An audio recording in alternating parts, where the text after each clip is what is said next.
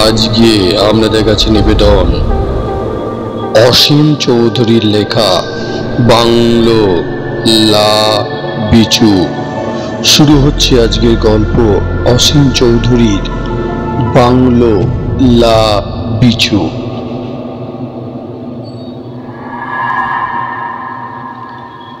General Sharma বলেছিলেন, খুব সম্ভব কেন ধরে নাও আমি তোমাদের রিসিভ করতে বাস স্ট্যান্ডে যেতে পারবো না, কিন্তু তার জন্য চিন্তা নেই, ভাওয়ালিতে আসতে কোনো অসুবিধা হবে না তোমাদের।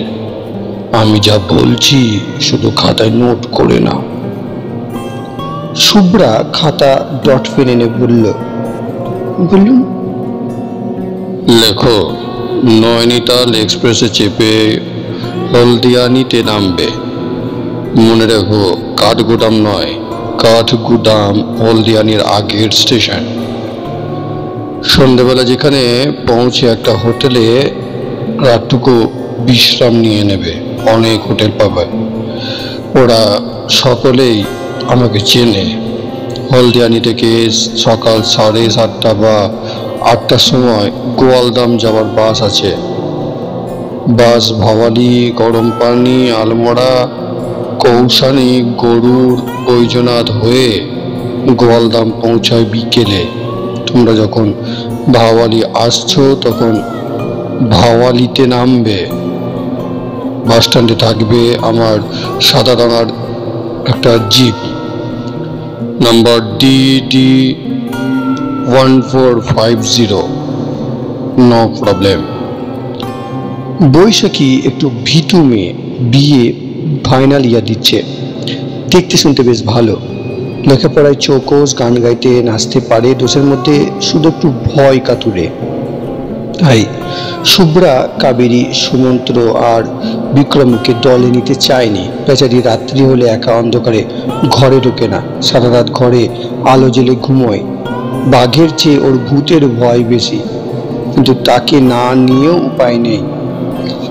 কারণ এই চিপচিপে সুন্দরী মেয়েটি যদি জেনারেল হরগোবিন্দ শর্মার বাংলোর সামনে জিপ থেকে না নামে তাদের সঙ্গে, তবে তিনি রাখবেন না, হয়তো শুধু মুখের হাসিটি মিলিয়ে যাবে। আসলে জেনারেল শর্মার সঙ্গে তাদের পরিচয় তো ওই বৈশাখী সূত্রেই। বৈশাখী দাদু আর জেনারেল শর্মা একই রেজিমেন্টে ছিলেন। তার ওপর বৈশাখী দিদিমা ছিলেন জেনারেল শর্মার দূর সম্পর্কের আত্মীয়। তাই বৈশাখীকে একটু বেশি স্নেহ করেন জেনারেল। অগত্যা বৈশাখীর খুড়তুতো দিদি কাবেরী, জামাইবাবুর সুমন্ত্র আর তাদের বন্ধু দম্পতি শুভ্রা ও বিক্রমকে রাজি হতেই হলো। আর্মি থেকে অবসর নেওয়ার পর জেনারেল শর্মা থাকেন ভাওয়ালিতে, তবে ঠিক শহরে নয়, গ্রাম শহর থেকে একটু দূরে তার বাংলো। কাছে পিঠে বসতি নেই। বাংলোর বারান্দায় দাঁড়ালে শুধু চোখ পড়বে গগনচুম্বী বড় বড় গাছ, উঁচু নিচু পাহাড়ি আঁকা বাঁকা শহর সড়ক আর বরফ ঢাকা হিমালয় শিখর। বাংলোতে থাকেন জেনারেল শর্মা আর তার বহু পুরাতন ভৃত্য রামজি। শর্মাজি ডাকেন রাম ভাইয়া বলে। বৈশাখী যখন জিপ থেকে তড়াক করে নেমে ছবির মতো বাংলো বাড়িটা দেখে খুশিতে হাততালি দিয়ে উঠল, তখন হাসিতে মুখ ভরিয়ে এগিয়ে এলেন জেনারেল শর্মা। হাত বাড়িয়ে বললেন, welcome my young friends, welcome. Baishakhi আর্তনাদ করে উঠল, ছাড়ুন জেনারেল, হাত ভেঙে যাবে যে। আমি কি আপনার রেজিমেন্টের কোনো গার্ড বলি নাকি?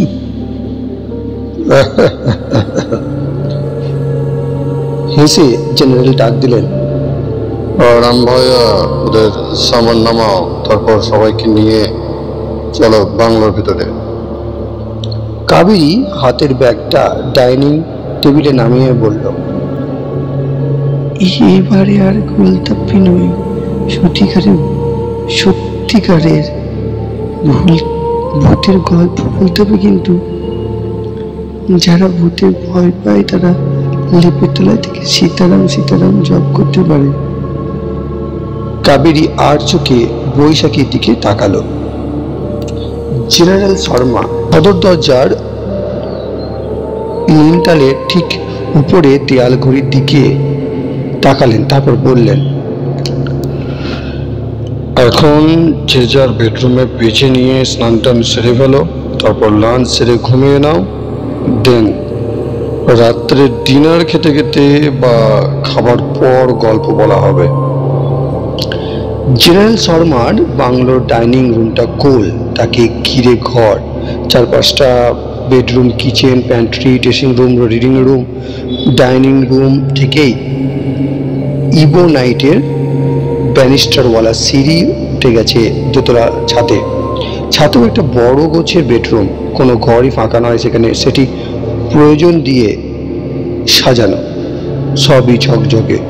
কাবেরী, সুমন্ত্র, শুভ্রা, বিক্রম বাগানের দিকে দুটো বেডরুম বেছে নিল।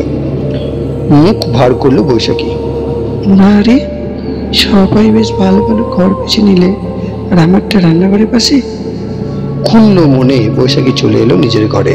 ঢুকতে গিয়ে চোখে পড়লো ঠিক দরজার ওপরে টাঙানো একটা ফটোর দিকে।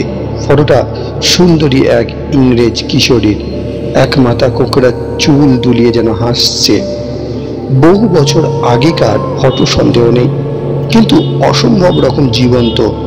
বৈশাখী ফটো ফ্রেমের এক কোণে টাইপ করা লেখা পড়ল, ক্যাথরিন ক্লিন্টন, বর্ন 1850, ডায়েড 1866। মেয়েটির মৃত্যু তাহলে মাত্র 16 বছর বয়সে। বৈশাখী যেন চোখ ফেরাতে পারে না। তন্ময় হয়ে সেই ভুবন ভোলানো হাসির দিকে তাকিয়ে থাকতে থাকতে মনে হলো মেয়েটির মুখটা একটু যেন নড়ে উঠল। হয়তো দেখার ভুল। অন্যমনস্ক বৈশাখী চমক ভাঙল কারো পায়ের শব্দে। পিছন ফিরে দেখল জেনারেল শর্মা। ছবিটা কার জেনারেল সাহেব? বৈশাখী আঙুল তুলে ফটো দেখিয়ে বলল, ওই বাড়িটা ঘোড়ায় যাদের ছিল সেই ফ্যামিলির একটি মেয়ের। একটা নয়, দেখবে সারা বাড়িতে ক্লিন্টন ফ্যামিলির অনেক ফটো আছে।